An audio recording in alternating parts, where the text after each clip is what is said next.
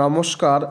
এনআইওএসডিএলএডদের order copy supreme court of ইন্ডিয়াতে কী বলা হয়েছে আমি সম্পূর্ণ বাংলায় কিন্তু এই ভিডিওতে পরিষ্কার বিশ্লেষণ করে বুঝিয়ে দেব।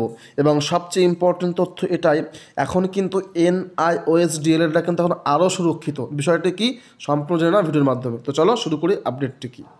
তো এই হলো সুপ্রিম কোর্ট অফ ইন্ডিয়ার অফিসিয়াল ওয়েবসাইট থেকে ডাউনলোড করা অর্ডার কপি 10ই ডিসেম্বর 2024। তো বন্ধুদের কাছে আমার একটা অনুরোধ, আমি সবাইকে বন্ধুরা একটা অনুরোধ করছি, তোমরা কিন্তু চ্যানেলটা অবশ্যই সাবস্ক্রাইব করে দিও। আর ভিডিওটা কিন্তু অবশ্যই হেল্পফুল হবে, তোমরা একটা লাইক করে সঙ্গে থাকবে বন্ধুরা, ঠিক আছে? আর তোমাদের ব্যক্তিগত মতামত অবশ্যই কমেন্ট সেকশনে কমেন্ট করতে পারো ডেসক্রিপশন বক্স থেকে, ঠিক আছে? তো চলো শুরু করি আজকের বিষয়টি। এখানে কিন্তু রিভিউ পিটিশন ছিল 4961/2024। তো আমি এসব যাবো না। Main Vishwanath and others versus the state of উত্তরাখণ্ডের যে মেন কেস ছিল সেটা এখানে বলেছে। দেখো অনেক কিন্তু মিসলেনিয়াস অ্যাপ্লিকেশান অ্যাড হয়েছে, প্রচুর, এক না একাধিক যুক্ত হয়েছে। তো আমি এখানে যাচ্ছি না, আমরা মেন অর্ডার কপিতে কী বলা হয় সেটা আমরা ডিসকাস করবো এই ভিডিওর মাধ্যমে। তো চলো শুরু করি। এখানে কী বলেছে আমি তোমাদের পুরো বাংলাটা বুঝিয়ে দেবো। তো দেখো কী বলা হয়েছে এখানে। বলছে the grievance sought to the rest on the behalf of the review petitioners and some of the applications before this court is that though they were in employment and covered by the recognition order date 22/9/2017। অর্থাৎ কি বলা হয়েছে review petition. এখানে কি বলা হয়েছে, review petition এবং কিছু আবেদনকারীর পক্ষ থেকে এই আদালতের সামনে অভিযোগ উত্থাপন করতে চাওয়া হয়েছে যে যদিও তারা চাকরিতে ছিলেন ইন সার্ভিস অবস্থায় এবং 22/9/2000, দেখো এখানে কী বলেছে পুরো ব্যাপারটা এখানে কিন্তু বলে দিয়েছে যে 22/9/2017 অর্থাৎ 22শে সেপ্টেম্বর 2017 তারিখে স্বীকৃত আদেশ তারা আচ্ছাদিত।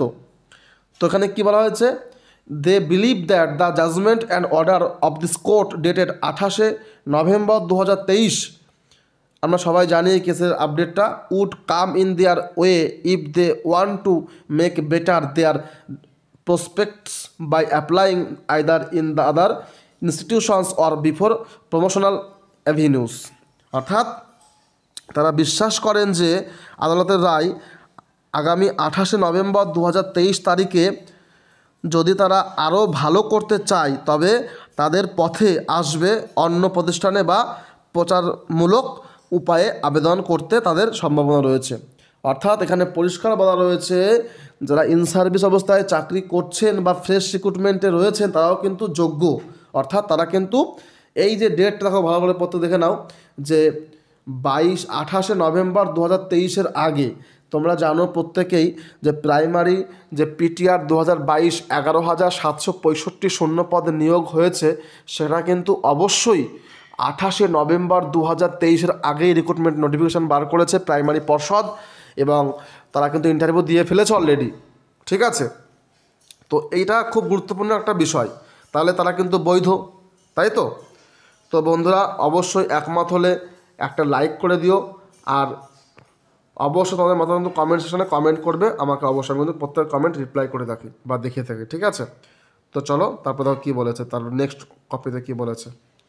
তারপর বলা হয়েছে কি বলছে 2 নম্বরে কি বলছে, we have already clarified in the judgement under review that the, দেখো 2 নম্বর পয়েন্টে কী বলেছে, we have already clarified in the judgement under review. অর্থাৎ এখানে বলেছে আমরা ইতিমধ্যেই পর্যালোচনা করে রায় স্পষ্ট করে দিয়েছি যে that the one time scheme was provided solely to safeguard and interests of the those teachers who are employed as on 10/8/2017। অর্থাৎ এখানে বলা হয়েছে কি এই ধরনের ব্যক্তিদের, অর্থাৎ তারা চাকরি করছেন অলরেডি, যে 10/8/17 আগে নিযুক্ত শিক্ষকদের স্বার্থ রক্ষার জন্য এককালীন স্কিমটি দেওয়া হয়েছিল। তাই বলছে we were therefore not inclined to entertain the present review petitions as well as miscellaneous application. অর্থাৎ তাই বর্তমান রিভিউ পিটিশনের পাশাপাশি বিবিধ আবেদনগুলি গ্রহণ করতে আগ্রহী নই। অর্থাৎ যারা চাকরি অলরেডি করছেন তাদের জন্য কিন্তু কোনো অসুবিধে নেই।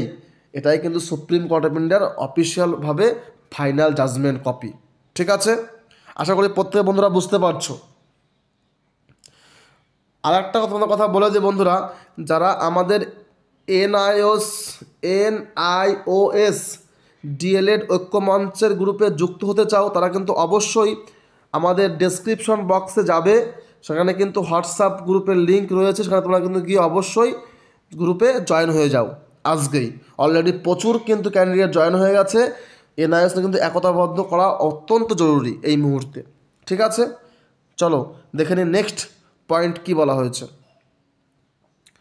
তারপরে বলছে 3 নম্বরে কি বলেছে, হাউএভার, যাই হোক, টু অ্যাভয়েড এনি কনফিউশন, কোনো বিভ্রান্তি এড়াতে উই এগেন ক্লারিফাই, আমরা আবারও স্পষ্ট করছি যে দ্যাট দ্য 18 মান্থ ডিপ্লোমা, দেখো বন্ধুরা খুব ইম্পর্টেন্ট লাইন কিন্তু বলেছে, 18 month diploma obtained by the such person who are in employment as on 10/8/17 and who have completed the diploma course of 18 month would be treated as valid diploma holder for the purpose of applying in the other institution of or for promotional avenue। এখানে পরিষ্কার কিন্তু বলে দিয়েছে 3 নম্বর পয়েন্টে যে সমস্ত রকম বিভ্রান্তি এড়াতে আমরা আবার স্পষ্ট করছি যে এই ধরনের ব্যক্তিদের দ্বারা যারা 18 মাসের ডিপ্লোমা কোর্স অর্থাৎ ডিএলএড করেছে, আগামী 17/8/2017 তারিখে চাকরিতে ছিলেন এবং যারা 18 মাসের ডিপ্লোমা কোর্স সম্পন্ন করেছেন, তাদের জন্য বৈধ ডিপ্লোমা হোল্ডার হিসেবে বিবেচিত হবে অন্য প্রতিষ্ঠানে বা প্রচারমূলক উপায়ে আবেদন করার উদ্দেশ্যে। অর্থাৎ এখানে পরিষ্কার বলেছে যে গত 10ই আগস্ট 2017 সালে যারা ডিপ্লোমা ইন সার্ভিস অবস্থায় এনআইএস থেকে ডিএলএড কমপ্লিট করে চাকরিতে যোগদান করেছেন, তারা সবাই প্রত্যেকেই ভ্যালিড। কারণ তারা যে কোনো প্রতিষ্ঠান হোক বা যখনই যে কোনো সরকার প্রশাসিত ডিপ্লোমা প্রতিষ্ঠান থেকে করলে তারা কিন্তু প্রত্যেকেই ভ্যালিড। ঠিক আছে বন্ধুরা, নিশ্চয়ই বুঝতে পারছো আশা করি। তো খুব গুরুত্বপূর্ণ একটা রায় সুপ্রিম কোর্ট অফ ইন্ডিয়া দিয়ে দিয়েছে।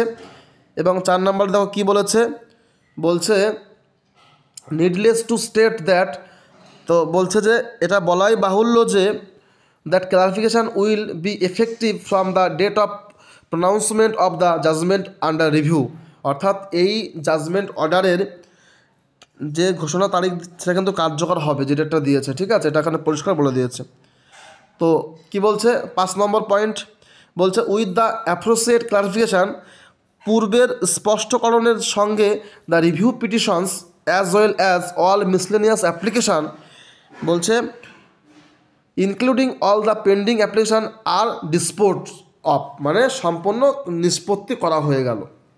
অর্থাৎ উপরের পর্যবেক্ষণ করে বলছে সেই সাথে সমস্ত মুলতুবি থাকা আবেদনগুলি সহ সমস্ত রিভিউ পিটিশনগুলো নিষ্পত্তি করা হয়ে গেল। অর্থাৎ সম্পূর্ণ কেস ডিসপোজ হয়ে গেল।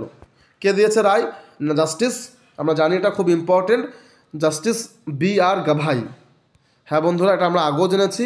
Justice B.R.. গাভাই এবং প্রশান্ত কুমার মিশ্রা জাস্টিস দুজনে কিন্তু বেঞ্চে ছিলেন। নিউ দিল্লি থেকে অর্ডার পাবলিশ হয়েছে আগামী 10ই ডিসেম্বর 2024। আশা করি পরিষ্কার আমরা বুঝতে পেরেছি বিষয়টা। যদি কেউ বুঝতে সমস্যা অবশ্যই বন্ধুরা কমেন্ট সেকশনে কমেন্ট করবে।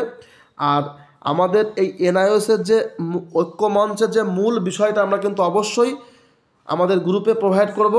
তো ডেসক্রিপশন বক্সে যাবে, তো সেখান থেকে তোমরা কিন্তু অবশ্যই পুরো বিষয়টা জানতে পারবে। হোয়াটসঅ্যাপ গ্রুপ লিঙ্ক রয়েছে, অবশ্যই জয়েন হয়ে যাও। আর অনেকেই জয়েন হয়েছে, যদি জয়েন হতে না পারো অবশ্যই আমাদের যোগাযোগ করবে হোয়াটসঅ্যাপ মারফত। কেউ কিন্তু ডিরেক্ট কল করার কোনো প্রয়োজন নেই। 9339687509 নাম্বারে আজই যোগাযোগ করে তোমরা কিন্তু হোয়াটসঅ্যাপে যুক্ত হয়ে যাও। ঠিক আছে বন্ধুরা, হোয়াটসঅ্যাপ মারফত যোগাযোগ করো। তো চলো দেখে নিই আরও আপডেট কী রয়েছে। তার সাথে কিন্তু আরও অনেক কেস অ্যাড ছিল কোর্ট নাম্বার 2-এ, 301, 302, 3-4 করে একই দিনে কিন্তু ছিল। তো সেই কেস একইভাবে তারা কিন্তু নিষ্পত্তি করলো এবং এখানে দেখো কী বলেছে লাস্টে, আমরা দেখে নেব কী আপডেটটা দিয়েছে, দেখে নাও। এখানে কি বলেছে অর্ডার শেষে, অর্ডারটাই দেখে নেব, আর এই সমস্ত আর পরে লাভ নেই। এখানে কি দেখো বলেছে, এখানে পরিষ্কার বলে দিয়েছে, the review petitions as well as miscellaneous applications including pending application are dispose of in the terms of the signed reportable order. অর্থাৎ এখানে কিন্তু সেই একটা কথাই বারবার বলছে যে সমস্ত কেসগুলো পেন্ডিং ছিল, ডিসপোজ করা হয়ে গেল। ঠিক আছে, কেন বলছে যে সমস্ত কেস আমরা এখানেই এই শর্তে নিষ্পত্তি করা হলো। অঞ্জু কাপুর কোর্ট মাস্টার সেখানে বলে দিয়েছে পরিষ্কারভাবে। তো বন্ধুরা এইটুকুই আমাদের আপডেট ছিল, আশা করি প্রত্যেকে বুঝতে পেরেছো।